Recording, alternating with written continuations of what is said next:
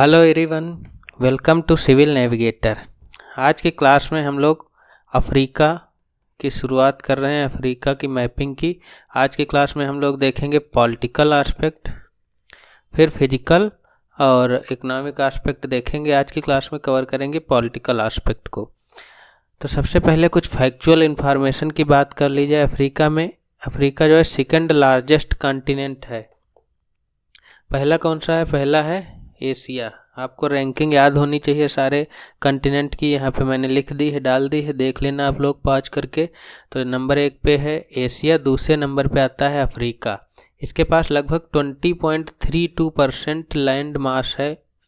अगर पॉपुलेशन की बात करें तो इसके पास 15.64% वर्ल्ड की पॉपुलेशन है, अफ्रीका में रहती है। अगर बात करें कि कितने टोटल कंट्रीज हैं तो 54 कंट्रीज हैं अफ्रीका में। कहीं कहीं आपको ये डाटा 55 भी मिलेगा। क्यों मिलेगा वो हम लोग क्लास ख़त्म होते होते समझ जाएंगे।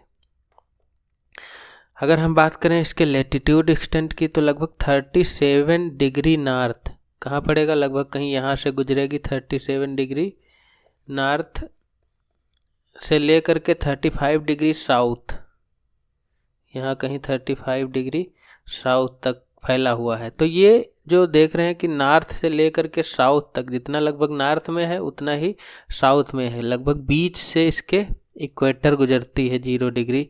तो ये अपने आप में इस कॉन्टिनेंट को एकदम यूनिक बना देता है। क्यों? क्योंकि यहाँ से कहीं निकल रही होगी आपकी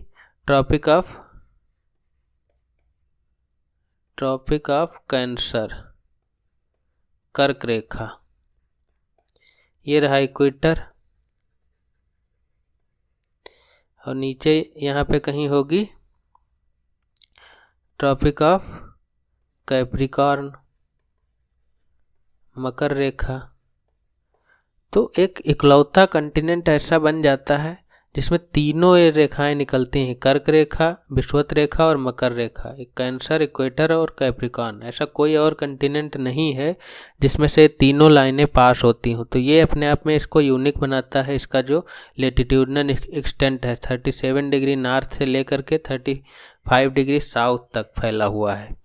अगर हम इसके एक्सट्रीम पॉइंट की बात करें तो इनको याद नहीं रखना है आपको, लेकिन किस कंट्री में है, कौन सा कंट्री पड़ेगा वो तो याद रखना ही होगा। तो सबसे पहले हम लोग देखते हैं सबसे ईस्ट में कौन सा पड़ेगा।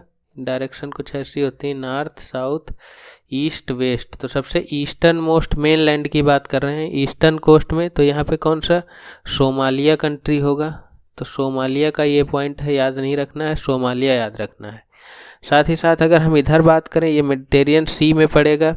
कौन सा कंट्री होगा? ये है तुनिसिया। ये सबसे नॉर्दर्न मोस्ट पॉइंट हो गया। ऐसे ही बात करें हम वेस्टर्न मोस्ट पॉइंट की, तो पॉइंट का नाम याद नहीं रखना, टफ भी है। तो इससे कौन सा कंट्री होगा? सेनेगल। नीचे साउथ अफ्रीका, सबको पता है। तो इसमें आपको ये पॉइंट याद रखना है, केप अगुल्हास, क्योंकि यही सदर्न मोस्ट पॉइंट है अफ्रीकन कॉन्टिनेंट का।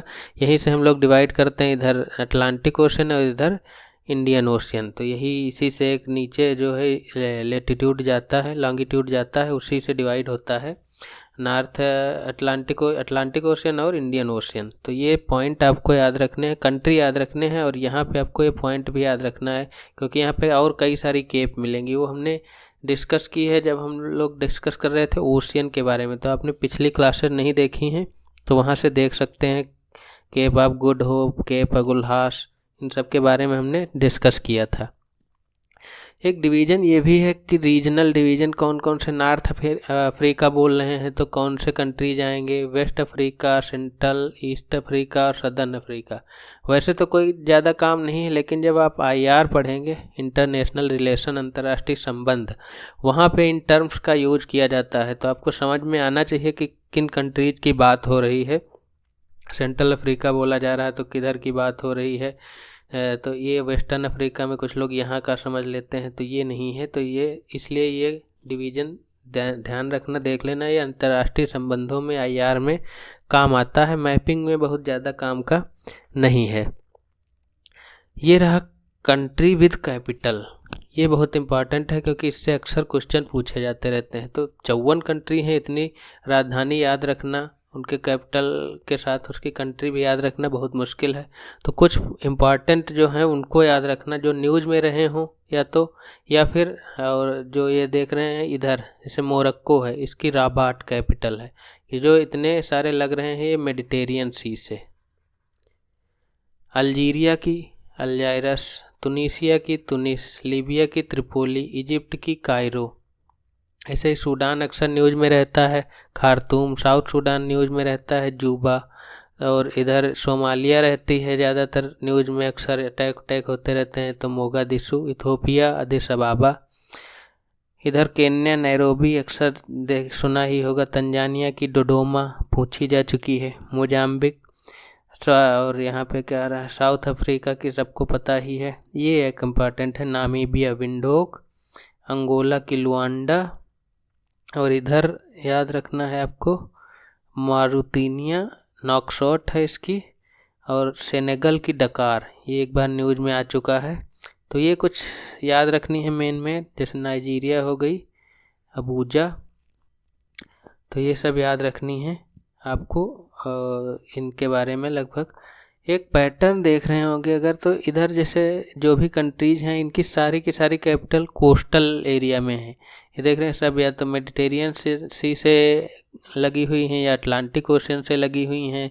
त्रिपोली भी यहीं पे है, इजिप्ट को छोड़ के, इजिप्ट की थोड़ा अंदर आ गई, इसे सूडान की भी खार्तूम यहाँ पे नहीं है बल्कि यहाँ पे है। तो क्या रीजन है इसके पीछे, क्योंकि यहाँ पे बहुत बड़ा सहारा रेगिस्तान है, ये पूरा सहारा रीजन देख रहे होंगे या, तो इसीलिए जो बेहतर क्लाइमेट मिलेगा वो कहाँ मिलेगा, कोस्टल एरिया में। इसीलिए सारी की सारी सिटी ये कोस्टल एरिया में बसी हुई हैं। इजिप्ट की फिर कैसे अंदर आ गई, यहाँ पे एक बहती है नदी जिसका नाम है नील नदी, वो उसको इजिप्ट की लाइफलाइन भी कहा जाता है, नाइल रिवर। तो इसीलिए वो कायरो जो है इस रिवर के किनारे पे बसा हुआ है। ऐसे खार्तूम भी यहीं बसा हुआ है। बाकी सब देख रहे होंगे कोस्टल एरिया पे बसाए गए हैं क्योंकि बेहतर क्लाइमेट मिले। यहाँ तो बहुत हार्श कंडीशन है सहारा में, तो इसीलिए इनको वहाँ पे बैठाया गया। अगर हम पॉपुलेशन डेंसिटी की बात करें तो साफ देख पा रहे होंगे मैक्सिमम पॉपुलेशन डेंसिटी किधर है, जो कोस्टल एरिया में। इधर तो बहुत कम, ना के बराबर लोग रहते हैं। ये देख रहे होंगे ये कोई रिवर का मैप नहीं, ये पॉपुलेशन डेंसिटी है। हालांकि ये रिवर यहीं से बहती है, नाइल रिवर, तो उसी के किनारे सब बसे हुए हैं। तो इसीलिए जो मैप देख पा रहे हैं एकदम रिवर को ही ट्रेस करता हुआ, क्योंकि रिवर के किनारे ही सेटलमेंट है, बस्ती हैं। इसको कोई अब हम लोग इसकी सीमाएं भी देख लेते हैं अफ्रीका की, कहाँ से अलग होता है। तो ये रहा एक स्टेट ऑफ जिब्राल्टर, दिख नहीं रहा होगा, अभी हम लोग जूम करेंगे तब दिखेगा, कोई टेंशन लेने की बात नहीं है। ये रहा नॉर्थ अटलांटिक ओशियन, इधर है मेडिटेरियन ओशियन।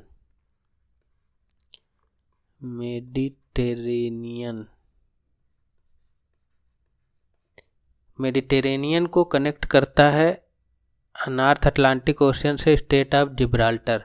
तो यही डिवाइड करती है यूरोप से अफ्रीका को। इधर है मोरक्को कंट्री और इधर है स्पेन, तो दोनों के बीच, मोरक्को स्पेन के बीच में है स्टेट ऑफ जिब्राल्टर। देखते हैं, ये रहा जूम करके, ये रहा इधर स्पेन और ये रहा मोरक्को। तो उसके बीच से स्टेट ऑफ जिब्राल्टर, मैक्सिमम इसके 13 किलोमीटर ही डिस्टेंस बचती है। मोरक्को से अगर स्पेन जाना हो अफ्रीका से यूरोप तो मैक्सिमम 13 किलोमीटर है। यहाँ से फेरी भी चलती हैं। ये रहा स्पेन का ही, आज भी स्पेन जो है मोरक्को की कॉलोनी थी स्पेन की। तो जब इन्होंने लिबरेट किया मोरक्को को, तो ये देख रहे होंगे इतना हिस्सा स्यूटा ये स्पेन के अंदर आज भी है। तो ये बहुत डेवलप है, हाईली डेवलप है। मोरक्को उतना डेवलप है नहीं। तो यहाँ पे एक बहुत बड़ी दीवार बना रखी है। यहीं पे अफ्रीका और यूरोप का फ़र्क समझ में आ जाएगा, क्योंकि एकदम हाईली डेवलप्ड एरिया है और इधर खाने के भी लाले पड़ जाते हैं कभी कभी। तो ये हाल है। तो यहाँ से अभी भी यूरोप के कब्जे में है। ये रही स्टेट ऑफ जिब्राल्टर और ये है स्पेन, इसको आइबेरियन पेनिनसुला बोलते हैं। दो कंट्री हैं, पुर्तगाल और स्पेन। तो पुर्तगाल स्पेन जो है, ये देख रहे हैं ये इतना पार्ट है, इसको बोलते हैं जिब्राल्टर, जिसके नाम पे ही ये स्टेट ऑफ जिब्राल्टर रखी गई है नाम। ये आज भी यूके के कब्जे में है। तो यहाँ की जो जियो पॉलिटिक्स है बहुत कॉम्प्लिकेटेड है। तो स्टेट ऑफ जिब्राल्टर मेडिटेरियन सी को इधर अटलांटिक ओशियन से कनेक्ट करती है। अलग किसको करती है? स्पेन को मोरक्को से, मतलब अफ्रीका को अलग करती है यूरोप से। अगला ये रही स्टेट ऑफ जिब्राल्टर। यहाँ पे देख रहे होंगे जिब्राल्टर यूके लिखा हुआ है। तो ये रहा अटलांटिक ओशियन, ये रहा मेडिटेरियन। तो मेडिटेरियन ये रही स्टेट ऑफ जिब्राल्टर। एक बाउंड्री हमने फिक्स कर दी। इधर देखते हैं, इधर जो है ये कहलाता है सिनाई पेनिनसुला, ये इजराइल है यहाँ से। तो यहाँ से पूरी बाउंड्री यहाँ से अलग होती है। यहीं बीच में बनी हुई है स्वेज कैनाल। जूम करके देखते हैं, ये रहा मेडिटेरियन सी, ये है हमारी Suez canal. Suez canal Egypt में ही है। तो स्वेज कैनाल कनेक्ट करते हैं किसको? रेड सी को मेडिटेरियन सी से। और इधर देख रहे हैं रेड सी कनेक्ट होता है गल्फ ऑफ अदेन से। कौन से? बाब अल मांदेब, ये स्ट्रेट है एक जल संधि। वो बाब अल मांदेब रेड सी को गल्फ ऑफ अदेन से कनेक्ट करती है। साथ ही साथ अलग किसको करती है? ये एशिया में आ जाएगा, अरेबियन पेनिनसुला है, और ये इधर अफ्रीका का जिबूती। तो इन दोनों के बीच में ही इधर यमन हो गया। यमन और जिबूती के बीच में पड़ेगी बाब अल मांदेब। इधर फिर सीधे आप अरेबियन सी या इंडियन ओशियन में पहुंच जाएंगे।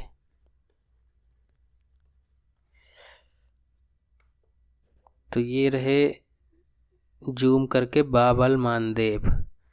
इधर है जिबूती कंट्री और इधर है यमन। ये आजकल बहुत न्यूज़ में है। क्यों? क्योंकि इजराइल और हमास का वार चल रहा है। यमन में जो है सपोर्ट करने वाले हमास को, जो यहाँ से बहुत बड़ा ट्रेड, लगभग 15% वर्ल्ड का ट्रेड इसी स्वेज कैनाल से पास होता है। रेड सी से होते हुए आगे स्वेज कैनाल तक जाता है, फिर मेडिटेरियन सी से यूरोप और अटलांटिक ओशियन तक पहुंचता है। तो बहुत बड़ा ट्रेड होता है इसके ज़रिए। तो यहाँ पे बहुत सारी शिप पे अटैक किया यहाँ के विद्रोही ग्रुपों ने। तो आजकल ये न्यूज़ में है बाब अल मांदेब, क्योंकि इसी के आसपास अटैक होते हैं। बहुत ज़्यादा डिस्टेंस नहीं है ना इनके बीच में। ये रहा जिबूती के ही ये 7 ब्रदर्स आइलैंड, पूछ ले कभी। तो 7 ब्रदर्स आइलैंड ये जिबूती का ही है। तो ये रहा बाब अल मांदेब। ये देख रहे हैं, इससे यहाँ से निकलती है स्वेज कैनाल। स्वेज कैनाल को डिटेल में हम लोग पढ़ेंगे जब हम लोग फिजिकल मैप डिस्कस करेंगे। अभी फ़िलहाल ये समझना है कि मेडिटेरियन को रेड सी से कनेक्ट करती है। साथ ही साथ ये रहा हिस्सा ट्रायंगल शेप का, ये बाउंड्री है अफ्रीका की। ये पेनिनसुला कहलाता है सिनाई पेनिनसुला। सिनाई पेनिनसुला की भी अपनी एक कहानी है। एक बार युद्ध हो गया इजराइल का, और साथ में थे इजिप्ट, जॉर्डन, सीरिया। इसको 6 डेज वार के नाम से जाना जाता है। 1967 में हुआ था। तो इजराइल ने तीनों को हराया। साथ ही पूरा का पूरा जो देख रहे हैं सिनाई पेनिनसुला, इस पे कब्जा कर लिया इजराइल ने। फिर 1982 में एक संधि हुई थी, उसके बाद वापस लौटाया इजराइल ने सिनाई पेनिनसुला। अपनी टेरिटरी से कितना बड़ा है सिनाई पेनिनसुला, उसके पूरे के ऊपर कब्जा कर लिया। ये रहा, ये देख रहे हैं स्वेज कैनाल हो गई, और इधर ये बाउंड्री लगी हुई है। लेकिन एक खेल खेल गया इजराइल यहाँ पे जब इसको लौटाया, जिसे बोलते हैं डिप्लोमेसी, कूटनीति कर गया। क्या कर गया कि पहले ये जो है इजराइल का एरिया इस गल्फ ऑफ अकाबा है, ये सीधे जा कर के रेड सी में खुलती है। फिजिकल मैप में हम लोग इसको और डिटेल में देखेंगे।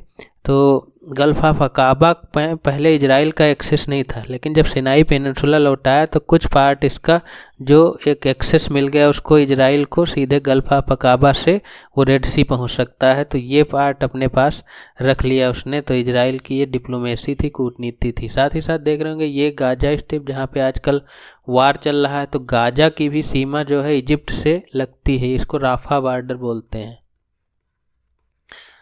यूपी आरओ का जो पेपर हुआ 2023 का, जो कैंसिल हो गया, उसमें पूछा था कि क्या गाजा का बॉर्डर इजिप्ट से लगता है। तो ये वाला क्वेश्चन सीधा यहीं से उठा के पूछा था, ये देख रहे होंगे मैप, हाँ लगता है, ध्यान रखना। आप आगे भी पूछ सकता है क्योंकि यहाँ पे वार चल रहा है, तो न्यूज़ में बना हुआ है ये पूरा का पूरा एरिया, तो इसके मैप को बहुत अच्छे से करना है। ये पूरी की पूरी कहानी वही लिखी है जो हमने अभी बताई। 1922 तक ब्रिटिश के रूल में रहा इजिप्ट। 67 में 6 डेज वार हुआ, जिसके बाद इजराइल ने कब्जा कर लिया था। 1982 में इजिप्ट को वापस किया गया। तो ये हमने देख ली सीमाएं। यहाँ पे स्टेट ऑफ जिब्राल्टर, मेडिटेरियन सी, ये वाली सीमा इजराइल से लगती हुई, और रेड सी, बाब अल मांदेब, फिर गल्फ ऑफ अदन। तो ये पूरी की पूरी सीमाएं हैं अफ्रीकन कंटिनेंट की। अब हम देखते हैं कि सबसे बड़ा कंट्री कौन सा है। ये देख रहे हैं अल्जीरिया, ये लार्जेस्ट कंट्री है अफ्रीका का, नंबर 1 का। इसकी कैपिटल क्या है? अल्जायरस, पहले भी हम लोग देख चुके हैं। दूसरा सबसे बड़ा कौन सा? ये रहा democratic Republic of Congo, DRC, democratic Republic of Congo. इसकी कैपिटल है किंशासा। ये दोनों को याद रखना है कैपिटल के साथ। तो ये हो गए हमारे कुछ लार्जेस्ट कंट्री। तीसरे नंबर का देखना है तो सूडान रहा, ये 30 नंबर पे आ जाएगा, ये 1 नंबर पे, ये 2 नंबर पे। तो याद रखना है। लार्जेस्ट देख रहे हैं तो स्मॉलेस्ट भी देख रहे लेते हैं। तो सबसे छोटा स्मॉलेस्ट कंट्री कौन सा है? सीशेल्स। सीशेल्स के बाद आता है Sao Tome Principe. Island country हैं छोटे छोटे, तो कई सारे हैं कि भी केप वर्डे भी है छोटा सा कंट्री। तो ये सबसे छोटा सीशेल्स, दूसरे नंबर पे साओ टोमो प्रिंसिप। एक यहाँ पे बहुत यूनिक कंट्री है, नाम है गाम्बिया, कैपिटल है बांजुल। क्या यूनिक है? एक नदी के किनारे पूरा देश बसा लिया। ये देख रहे पूरी की पूरी रिवर, ये गाम्बिया रिवर ही है। इसके इधर भी सेनेगल है, इधर भी सेनेगल है, चारों तरफ से, 3 तरफ से सेनेगल से घिरा हुआ है। और ये जो है केवल इधर समुद्र की तरफ खुलता है। तो केवल रिवर के किनारे किनारे पॉपुलेशन थी, उसी को बसा लिए, कंट्री अपना बना लिया। तो ये है गाम्बिया, केवल रिवर के किनारे ही बसा है। तो मैक्सिमम इसकी जो विड्थ है वो यहाँ पे लगभग 48 किलोमीटर के करीब है।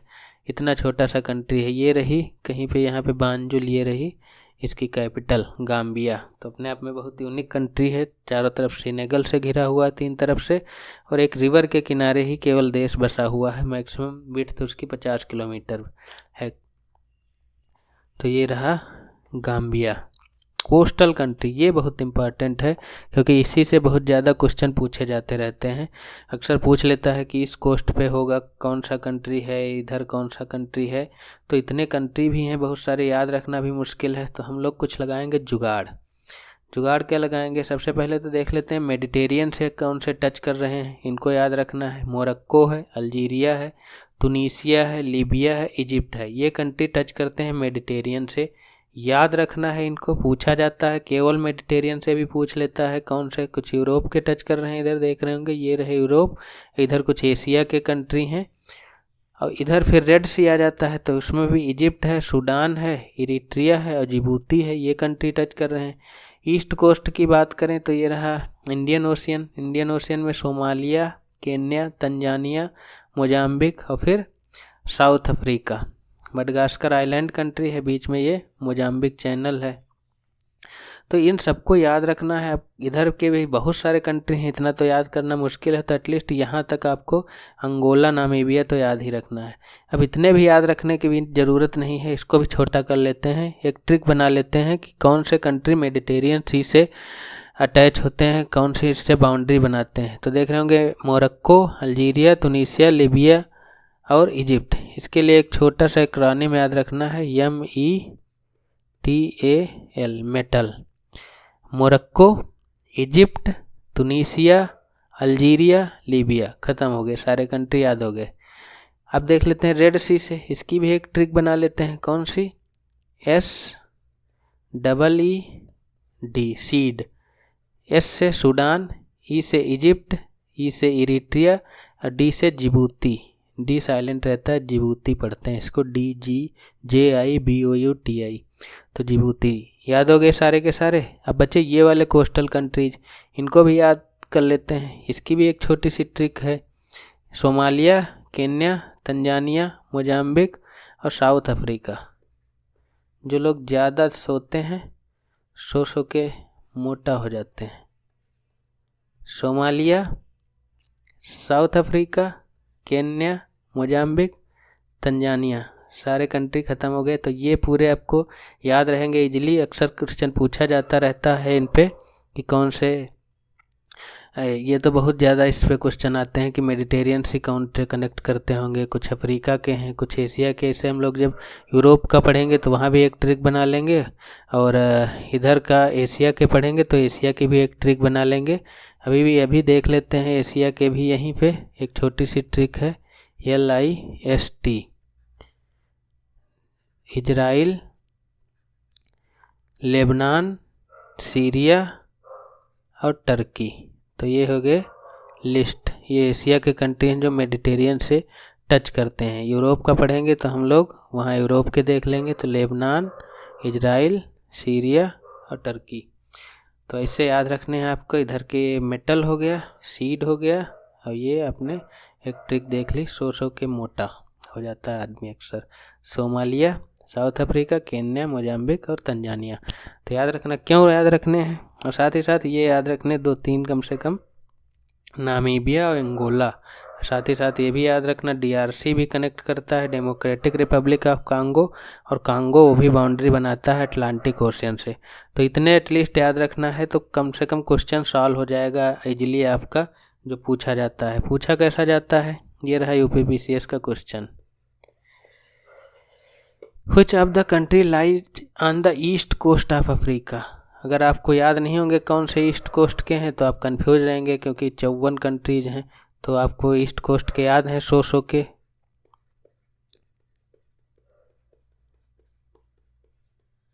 सोमालिया, साउथ अफ्रीका, ये रहा सोमालिया। यहीं पे आंसर ख़त्म हो गया, निकल गया आंसर। ये रहा सोमालिया, इसका आंसर होगा।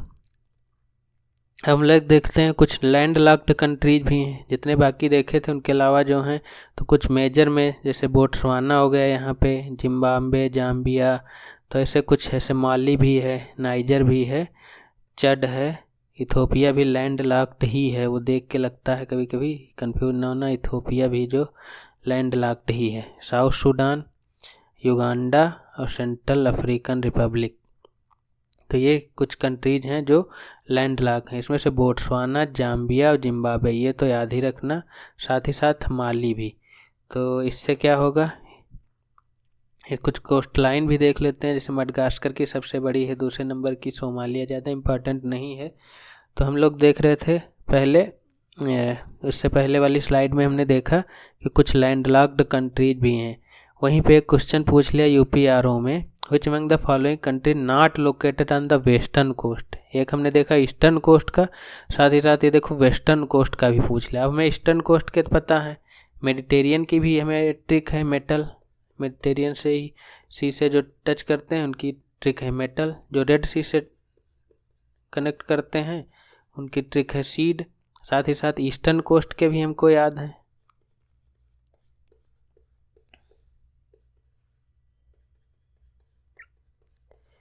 तो उसमें से कोई भी नहीं है। इतना भी याद रहने के बाद इसका आंसर निकालना मुश्किल हो जाएगा। तो उसके लिए हमको कम से कम लैंड लॉक्ड याद होने चाहिए। तो वही देखा था हमने कि बोट्सवाना मेजर कंट्रीज में है लैंड लॉक्ड, तो बोट्सवाना इसका आंसर होगा। बाकी के सारे अंगोला भी हमने देख लिया था, लाइबेरिया, गबोन। तो ये जो है टच करते हैं वेस्टर्न कोस्ट में है, और ये बोट्सवाना लैंड लॉक्ड कंट्री है। अब एक आता है टर्म हॉर्न ऑफ अफ्रीका। ये देख रहे हैं, ये कंट्री जैसे सींग सी निकली हो अफ्रीका के, इसीलिए इसको हॉर्न ऑफ अफ्रीका बोलते हैं। तो कौन कौन से कंट्री होंगे इस पे, इसकी ट्रिक भी सीड ही है, लेकिन इसका सीड थोड़ा अलग है, ये ध्यान रखना है। क्योंकि पहले वाला हमने रेड सी से देखा था, उसकी भी ट्रिक सीड ही बनाई थी, तो कंफ्यूज नहीं होना है। इसमें इथोपिया आ जाता है, 2 सीड तो इरिट्रिया और जिबूती तो उसमें भी थे, इसमें इथोपिया और सोमालिया है। जब जैसे ही आपको हॉर्न की याद आएगी, ये सोमालिया तो ज़रूरी याद आ जाएगा ना। सोमालिया के से लगने वाले कंट्री जैसे जिबूती हो गया, इथोपिया और इरिट्रिया, ये 4 कंट्री मिलके हॉर्न ऑफ अफ्रीका बनाते हैं। तो हॉर्न ऑफ अफ्रीका की जब बात हो तो ये 4 कंट्री अक्सर पूछ लेता है कि which of the following countries form the part of Africa which is known as Horn of Africa. तो हॉर्न ऑफ अफ्रीका में याद रखना आपको इरिट्रिया, जिबूती, इथोपिया और सोमालिया। अब हम लोग देख लेते हैं कि तीनों, अभी हमने कुछ देर बाद पहले बात की थी कि यहाँ अफ्रीका एक अपने आप में यूनिक कंटिनेंट है जिसमें से तीनों लाइन पास होती हैं, कैंसर भी, कर्क रेखा, इक्वेटर और कैप्रिकॉर्न या मकर रेखा। ये रहा, ये देख रहे तीनों लाइनें पास हो रही हैं अफ्रीका से, और कोई भी कंटिनेंट नहीं है जहाँ से तीनों लाइनें पास होती हों। एटलीस्ट 2 पास हो जाती हैं किसी किसी से, बाकी से तीनों किसी से नहीं पास होती। तो इस मामले में अफ्रीका अपने आप में एक यूनिक कंट्री है। तो देख लेते हैं इक्वेटर कहाँ से पास होता है। अक्सर पूछ लेता है कि कहाँ से नहीं पास हो रहा, कहाँ से पास हो रहा। तो ये रहा रिपब्लिक ऑफ कांगो, ये गबन, और ये है हमारा डेमोक्रेटिक रिपब्लिक ऑफ कांगो, ये है युगांडा, केन्या, सोमालिया, और एक ये आइलैंड है साओ टोमो प्रिंसिप, ये भी अफ्रीका का ही पार्ट है। लेकिन हम मेनलैंड वालों की एक ट्रिक बता देते हैं, duck GS, democratic Republic of Congo, Uganda, और जो है कांगो, ये हो गया कांगो ये वाला, और ये है केन्या, ये है गबन, और ये है सोमालिया। तो इनसे पास होता है हमारा इक्वेटर। कैप्रिकॉर्न भी देख लेते हैं। कैप्रिकॉर्न के लिए ये रही नामीबिया, बोट्सवाना, साउथ अफ्रीका और जो है मोजाम्बिक, और इधर है मडगास्कर आइलैंड कंट्री। तो इन से पास होती है आपकी ट्रॉपिक ऑफ कैंसर अफ्रीका में, ये भी याद रखना है आपको। Namibia, Botswana, south Africa, Mozambique और मडगास्कर, तो इनसे पास होती है हमारी ट्रॉपिक ऑफ कैंसर। कैप्रिकॉर्न भी देख लेते हैं, ये रही। तो हमने एक 2 मिनट की लगभग वीडियो बनाई है, कैसे याद करें कि ट्रॉपिक ऑफ कैंसर किन किन देशों से गुजरती है, वो ऑल ओवर वर्ल्ड की एक पूरी ट्रिक बनाई है। तो उसको आप देख लेना, वो वीडियो छोटा सा है 2 मिनट का, तो इजीली याद हो जाएगी। हम अफ्रीका की भी उसमें अलग से ट्रिक थी, तो वो हम लोग देख लेते हैं। यहाँ भी नाम था उसका, NAMEL,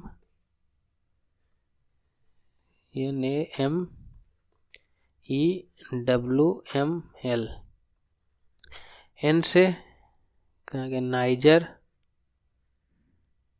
A से अल्जीरिया, M से माली, E से इजिप्ट, W से वेस्टर्न सहारा, M से मारुतिनिया और L से लीबिया। तो इन कंट्रीज से पास होती है हमारी ट्रॉपिक ऑफ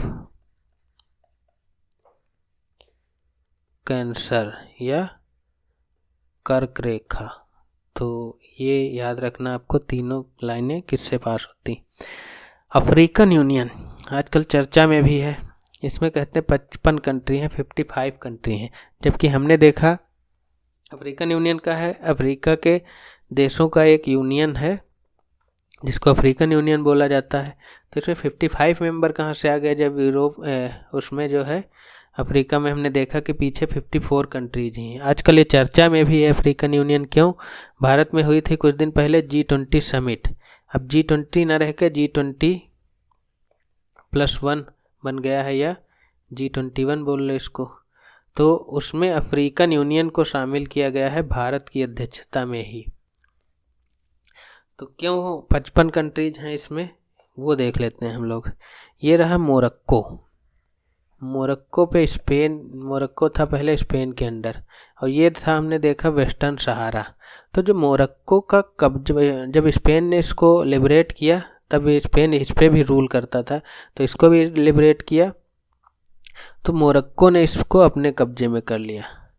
तो इसका जो ये पूरा इतना पोर्शन देख रहे हैं, ये आज भी मोरक्को के अंदर आता है, मोरक्को के कंट्रोल में आता है। हालांकि यहाँ के कुछ फोर्सेज हैं जिसको बोला जाता है पोलिसारियो, तो ये इसकी इंडिपेंडेंस के लिए लड़ाई करते रहते हैं। तो ये रहा वेस्टर्न सहारा, और ये पूरे के पूरे जो है कब्जे में है किसके, मोरक्को के। और ये जो ज़्यादा येलो दिख रहा है, वहाँ पे ये पोलिसारियो कंट्रोल्ड टेरिटरी है जो इसको लिबरेट करने के लिए वो करती हैं। तो जब हम कंटिनेंट में गिनते हैं तो इसको मोरक्को में ही काउंट कर लिया जाता है, और अफ्रीकन यूनियन इसको वेस्टर्न सहारा के लिबरेशन को सपोर्ट करता है और उसको एक अलग कंट्री काउंट करता है वेस्टर्न सहारा को, तो इसलिए उसमें हो जाती हैं 55 कंट्री। तो ये है वेस्टर्न सहारा और मोरक्को का झगड़ा, ये कब्जे में है अभी भी मोरक्को के ही। तो कुछ आइलैंड देख लेते हैं, अफ्रीका के चारों तरफ फैले हुए हैं। यहाँ पे देख रहे होंगे मस्करीन आइलैंड। मस्करीन बहुत फेमस चीज़ है। क्यों फेमस है? जब हम लोग पढ़ेंगे इंडियन मानसून तो मस्कारिन बेसिन का नाम आएगा, वहाँ पे इसका इस्तेमाल होता है। तो यहाँ पे कुछ आइलैंड कंट्री हैं, आइलैंड है। कौन कौन से? 3 आइलैंड हैं यहाँ पे, एक रियूनियन, मॉरिशस और रोड्रिगो। तो मॉरिशस तो अपना एक पूरा का पूरा कंट्री ही है, और जो रियूनियन है वो फ्रांस के कंट्रोल में है। आज भी वो फ्रांस का उस पर ओवरसीज टेरिटरी है, फ्रांस की रियूनियन। और ये देख रहे हैं ये मॉरिशस के अंतर्गत आता है। तो ये 2 हो गए मॉरिशस के। मस्करीन आइलैंड में 3 हैं, रोड्रिगो, मॉरिशस और रियूनियन। तो ये 2 मॉरिशस के हो गए, ये रियूनियन फ्रांस के पास है। ये पूरा का पूरा एरिया कहलाता है मस्करीन बेसिन। ये इंडियन मानसून में पढ़ने को मिलता है।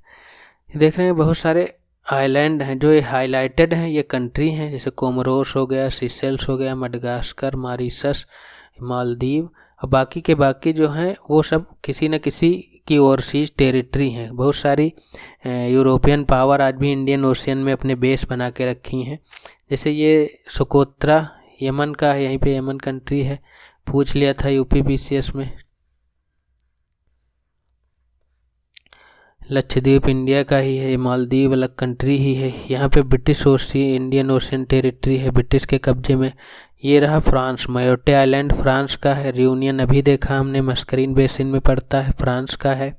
ये कोको आइलैंड, और ये रहा क्रिसमस आइलैंड, और इधर कहाँ गया, ये फ्रांस का रहा एम्स्टर्डम। और इधर देख रहे होंगे ज़्यादातर फ्रांस के ही हैं। ये रहा एक ऑस्ट्रेलिया का। तो ये कुछ आइलैंड हैं जो फ्रांस के ज़्यादातर, आप देख रहे होंगे यहाँ पे फ्रांस ही फ्रांस दिख रहा है।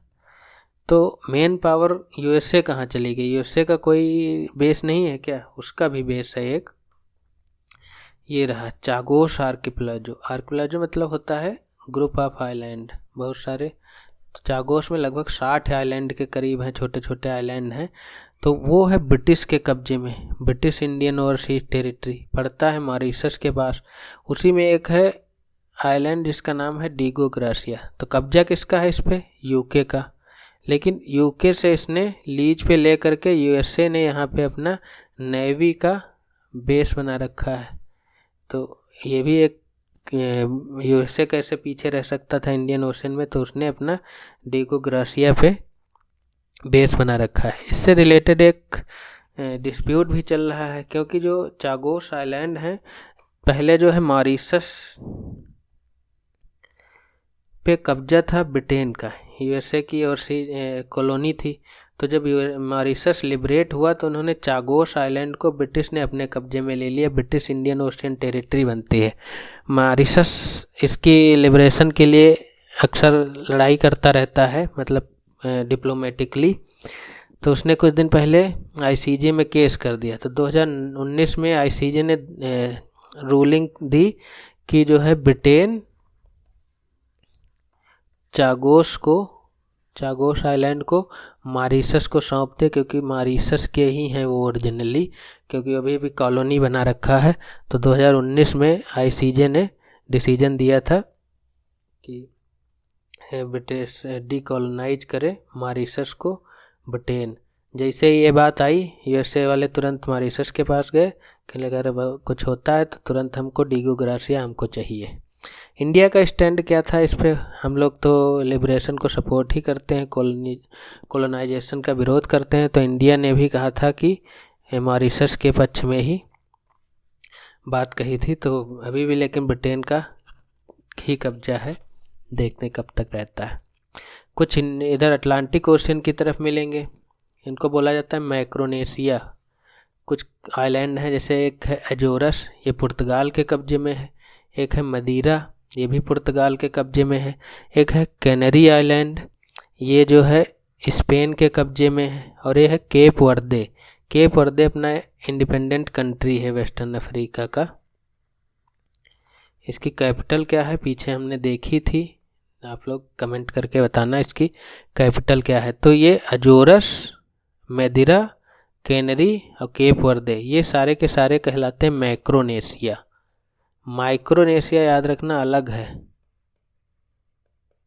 ये है मैक्रोनेशिया। तो इसमें ये 4 आइलैंड आते हैं, ये वॉल्केनिक ओरिजिन है इनका।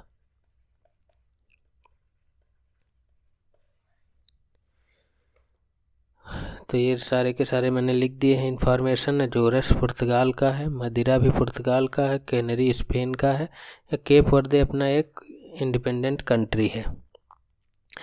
और कुछ आइलैंड हैं, सेंट हेलेना आइलैंड, असेंसियन आइलैंड, ये सारे के सारे यूके के अंतर्गत आते हैं। त्रिस्तान दा कून्हा ये भी आइलैंड है, ये सारे के सारे किस में आते हैं, ये ब्रिटेन के कब्जे में है।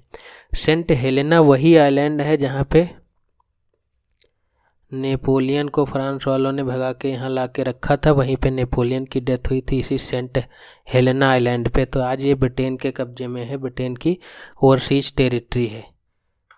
तो ये था कुछ अफ्रीका का पॉलिटिकल मैप। होप आप लोगों को पसंद आया होगा। अगर इसकी आप पीपीटी डाउनलोड करना चाहते हैं तो हमारा जो चैनल है टेलीग्राम का, सिविल नेविगेटर नाम से टेलीग्राम पे, उसको फॉलो करके वहाँ से आप इसकी पीपीटी डाउनलोड कर सकते हैं। Thank you.